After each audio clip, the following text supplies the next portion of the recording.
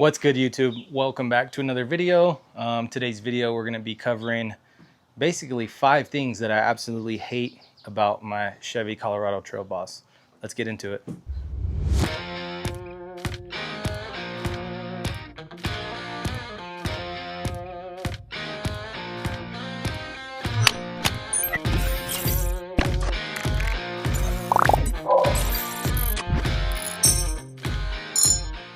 Alright guys, welcome back to my channel. I appreciate you guys for coming back, tuning in for today's video.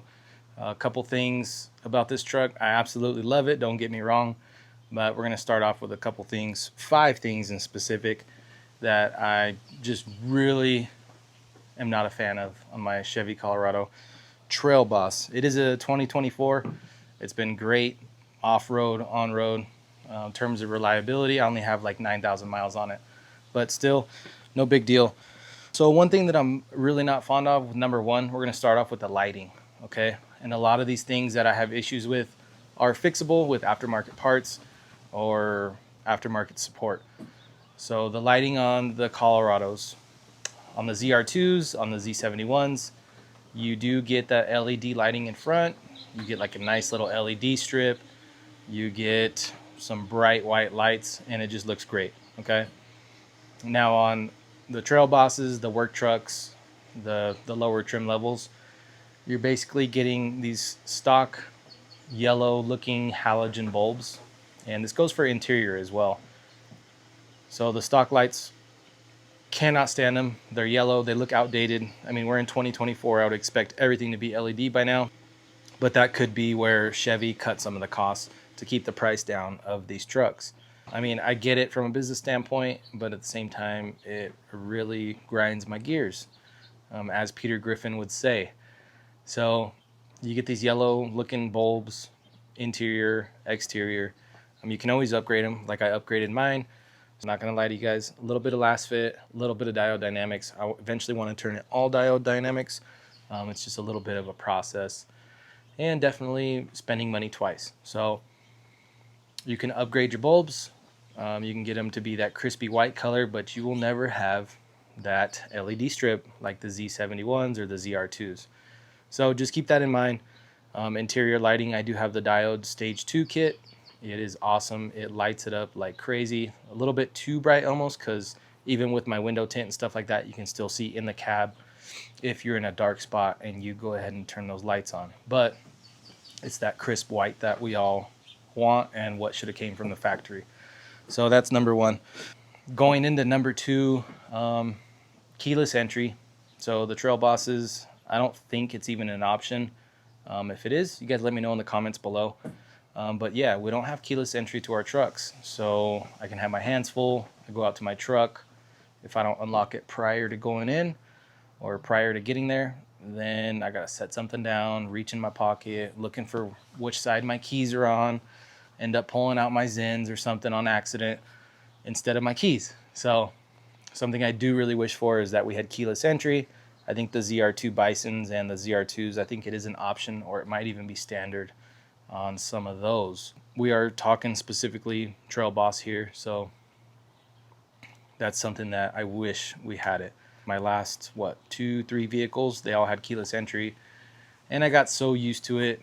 Now that I don't have it, I kind of took it for granted back then, and I see why it's so important. But keyless entry is huge, guys.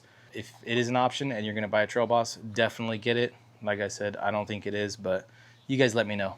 All right, going into number 3, you're going to have your gas mileage. So gas mileage on these Colorados, it's kind of mid.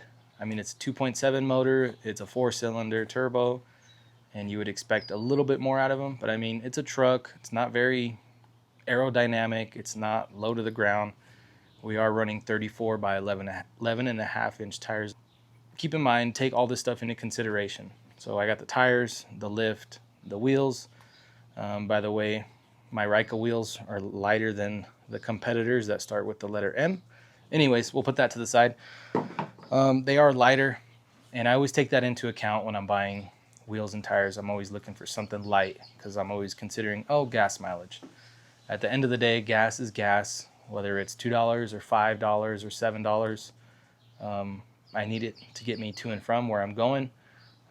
We all do. We all have jobs, responsibilities, kids, whatever the case.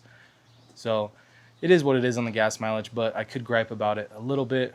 I'm averaging around 17, 18, and that's me with not like a whole lot of city driving, but majority is like rural driving, you know, that, and then obviously off-roading. We do go off-roading quite a bit.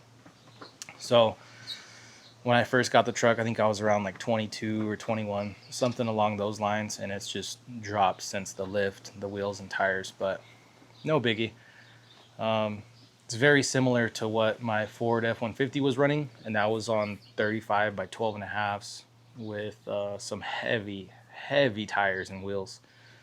So to see that coming from this Chevy, it's a smaller truck, a little bit lighter, I'm like, man, it kind of hurts. But like I said, end of the day, we got to do what we got to do. Gas mileage isn't going to make me completely avoid from buying a vehicle, but it might make you guys think twice.